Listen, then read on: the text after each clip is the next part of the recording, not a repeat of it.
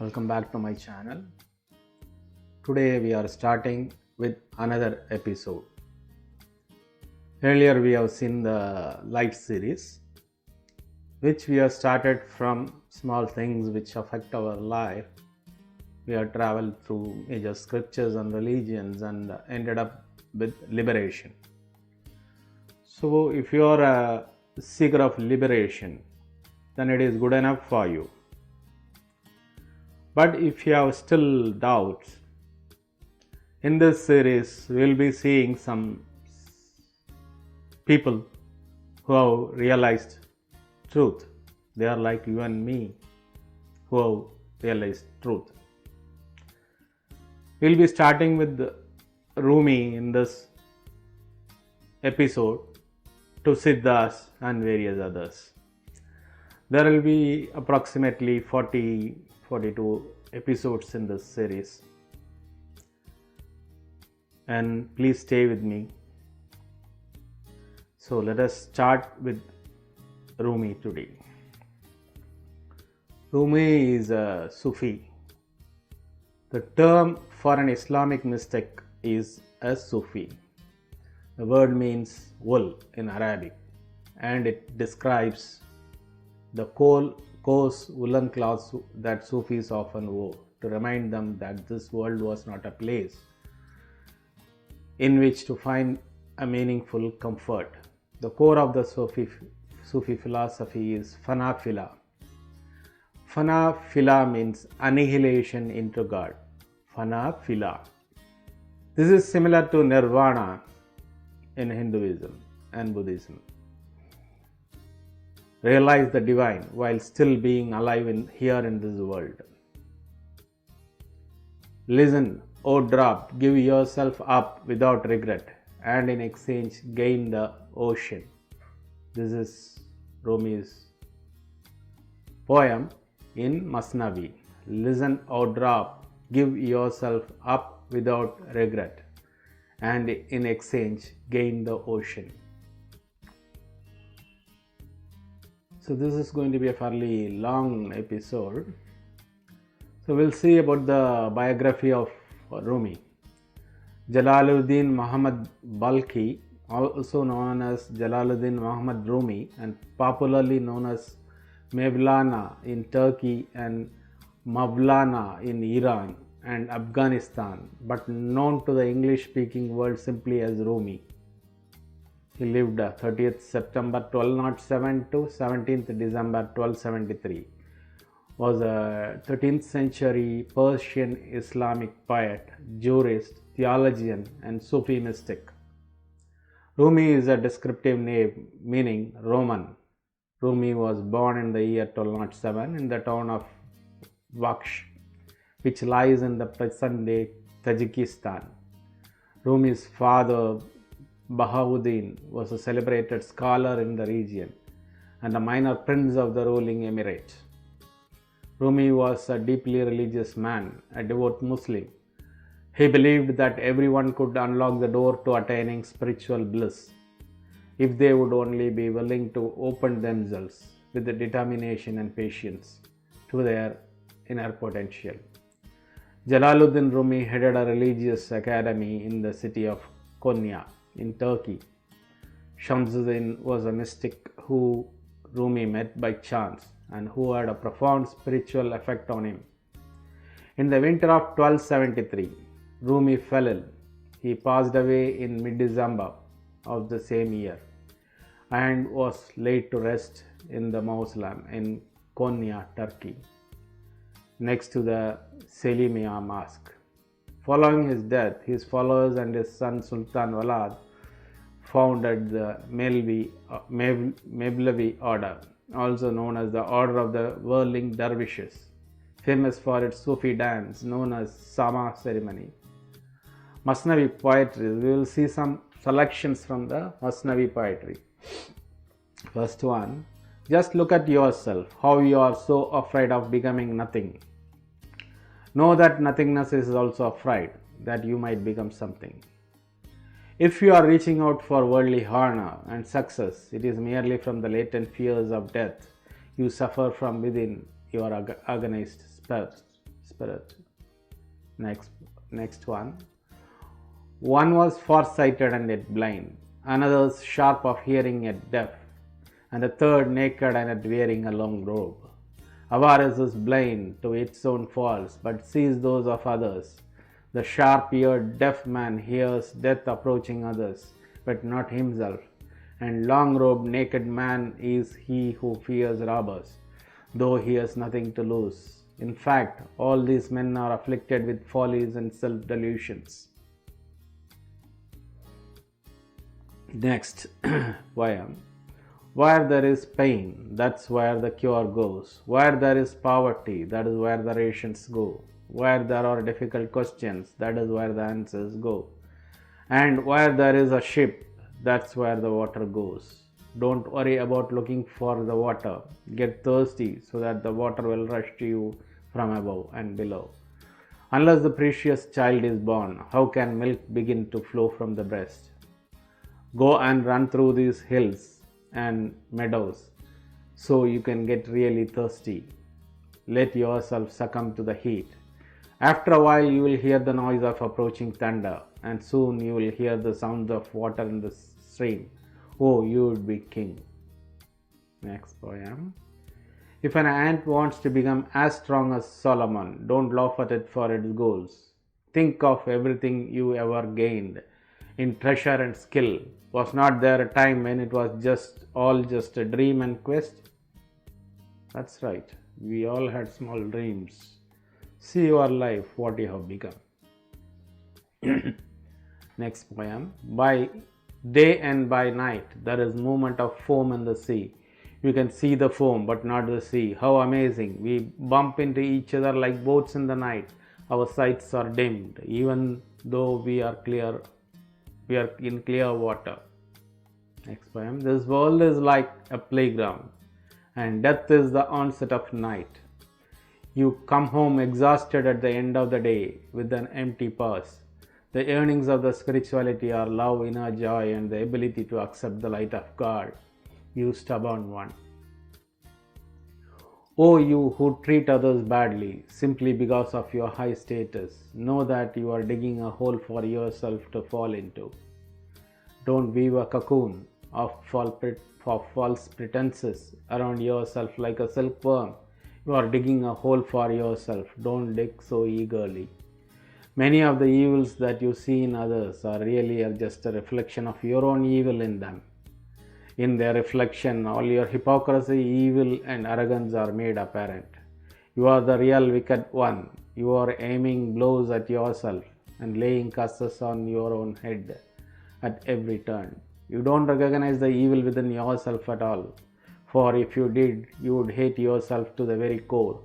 You are assaulting yourself, you fool, like a deceived lion who rushed at himself upon seeing his reflection in a pool. Oh, you who see bad reflections in the face of your uncle. Your uncle is not the bad one, it is you. So don't run away from facing your own self. Next one. Hidden things are manifested by their opposites, but as self, which is God, has no opposite, he remains hidden. My outward form may not mislead you. Digest my sweet advice before copying me. The power of the light of the eye is mated with fat. The light of the heart is hidden in the drop of blood. Joy harbors in the kidneys and pain in the liver. Lamp of reason, brains of the head. Smell in the nostrils and the speech in the tongue. Concupiscence in the flesh and courage in the heart. Cleverness is a wind rising in the storms of the prey. Then we will see Fihi Ma Fihi. It is what it is. Some selections on those.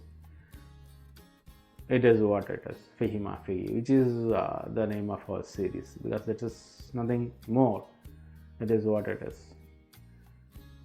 These thoughts then are like shroud, and within that shroud someone is hidden. The day reality draws you and the shroud of thought disappears, there will be no disappointment.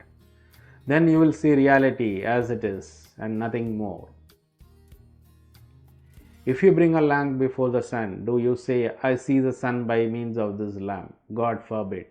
If you did not bring the lamp, the sun would still shine. What need is there for a lamp? That is where the danger lies. It leads to a fading respect for your true source. When you cultivate the interest of the kings, that other interest, which is fundamental to the spiritual life, becomes a stranger to you. A certain king said to a dervish, "In the moment when you find revelation and propinquity in the court of God, remember me." The dervish replied, when I come into that presence, and the light of the sun shines upon me, I will no more remember myself. How can I remember you? What is truly of importance and touches us more closely than anything else, namely our own self. This your great scholars do not know.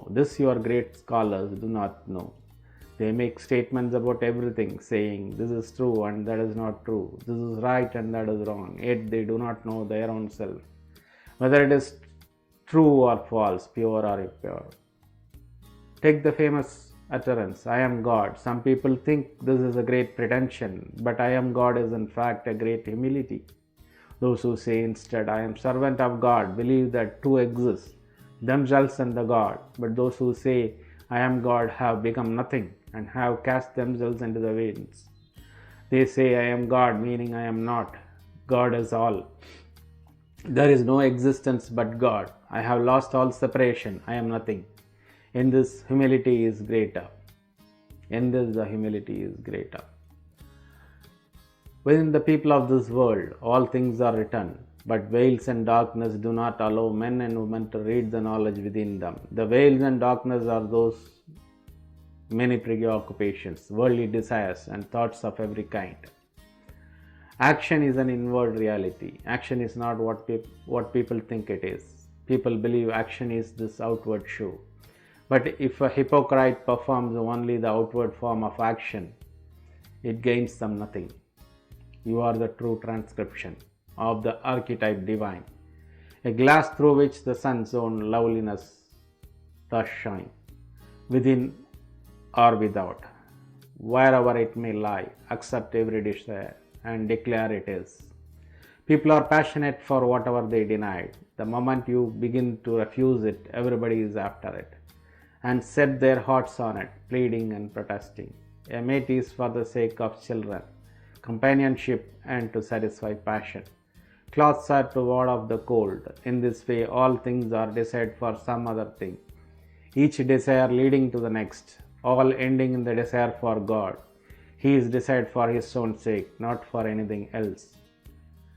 Do not think that saints no longer travel upon this road, perfect in all life's ways, traceless lovers of God. It is because you cannot see their secrets through your eyes. Your fancy in your vein can say it. No others can gain that prize. Next one. Speak sweetly when crossing the mountain pass. Why do you bray like an ass? The azure sky sends back the note of sweetness from your own throat. If you know all that there was to know, and all ignorance was eliminated, we would be consumed and cease to be. Therefore, ignorance is a good thing, since through it this world continues to exist. Knowledge is also desirable, for it leads to the awareness of God. Then we will see Divan-e, which is a collection of poetry. The fewer complications we lay upon our hearts and hands, more we disengage from the world around us, the happier we will find ourselves. A poor man's pleasure, though gone in an instant, it is still better than all pageantry of 1,000 kings. The rational mind says, I will win him with my logic. Love says, I will win him with my silence. And the soul says, how can I ever hope to win him when I am already his? He wants for nothing. He worries not. He is not in search of a transcendent feeling of ecstasy. The only way I can ever hope to win the heart of my beloved, then, is to give myself up to him.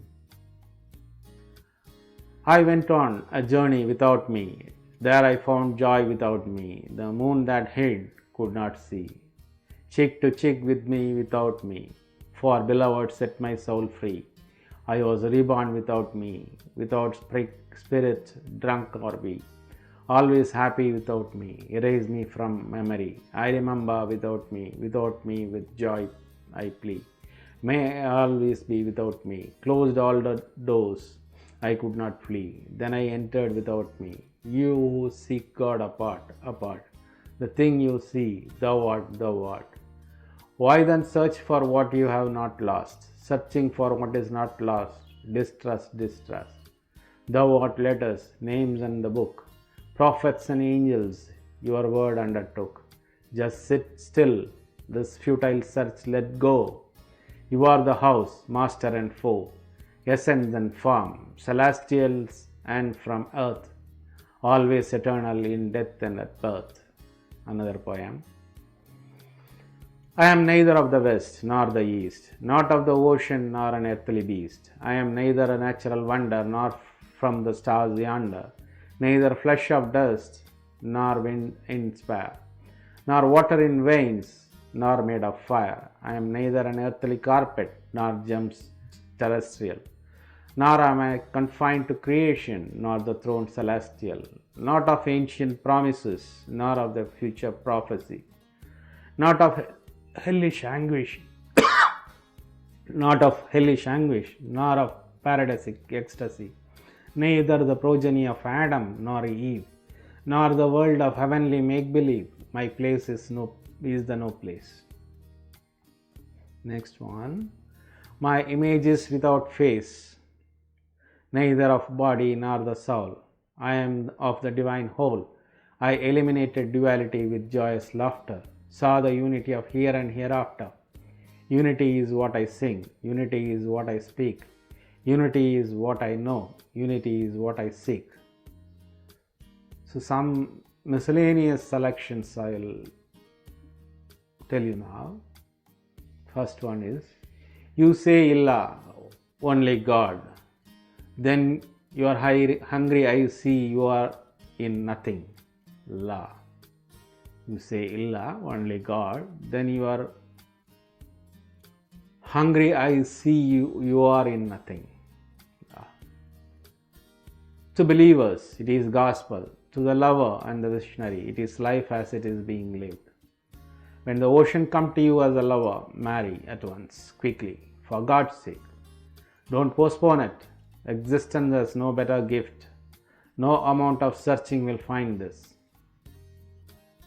Which is worth more, a crowd of thousands or your own genuine solitude, freedom or power over an entire nation?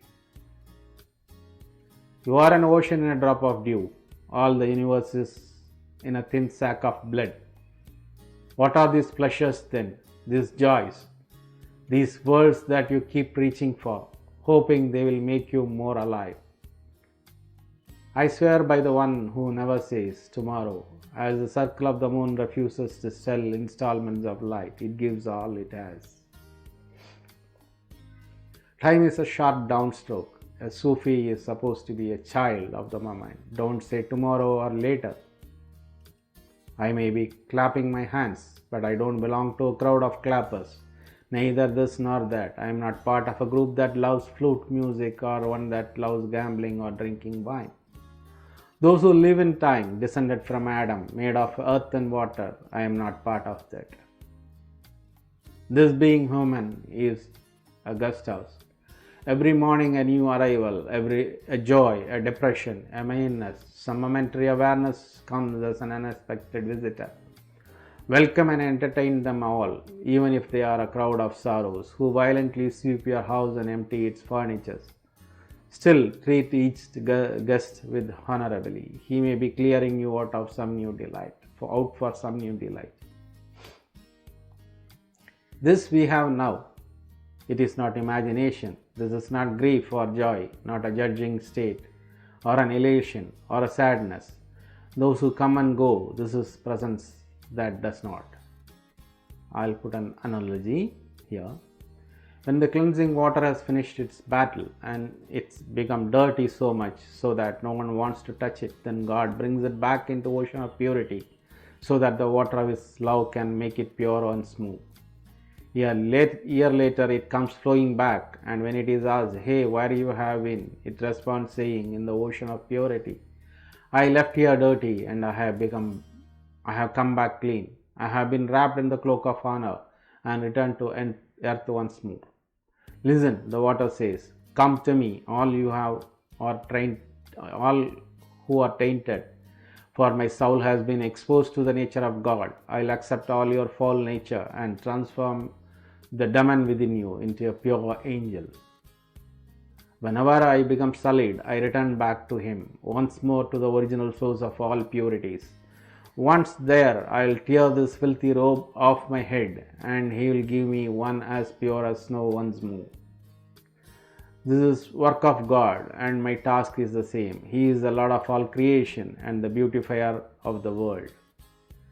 This is from Masnavi. The stories. First story is fire extinguisher.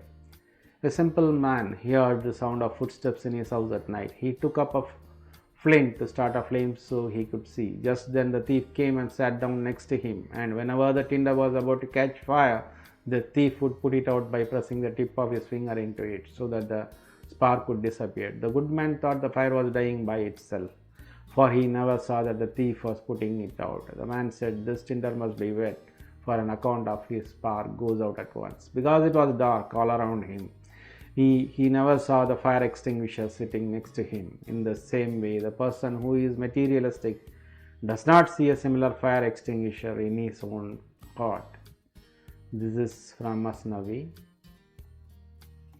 Second one is, till man destroys ego, he is no true friend of God. Once a man came and knocked at the door of his friend. His friend said, who are you, O faithful one? His friend said, it is I. He answered, there is no admittance. There is no room for the raw at my well-cooked feast.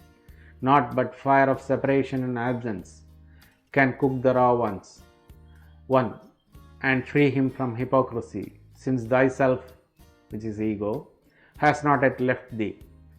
Thou must be burned in fiery flames. The poor man went away, and for 1 whole year journeyed, burning with grief for his friend's absence. His heart burned till it was cooked. Then he went again and drew near to the house of his friend. He knocked the door in fear and trepidation, lest some careless word might fall from his lips. His friend shouted, who is that at the door? He answered, it is you who is at the door. O beloved, the friend said, since it is I, let me come in. There is no room for two eyes in one house. Masnavi. So these are very important collection, bit long, but still this is highly important. And realization does not belong to any one particular region, caste or creed. There are religious people throughout the world, though India might be early and has played a major role, and the Vedas and Upanishads have played a major role.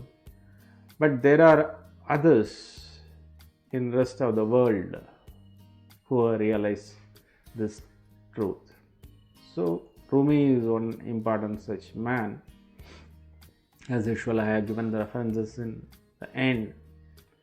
So please stay with me in this series. Subscribe to my channel. Click the like and bell icon, like button and bell icon. Thank you.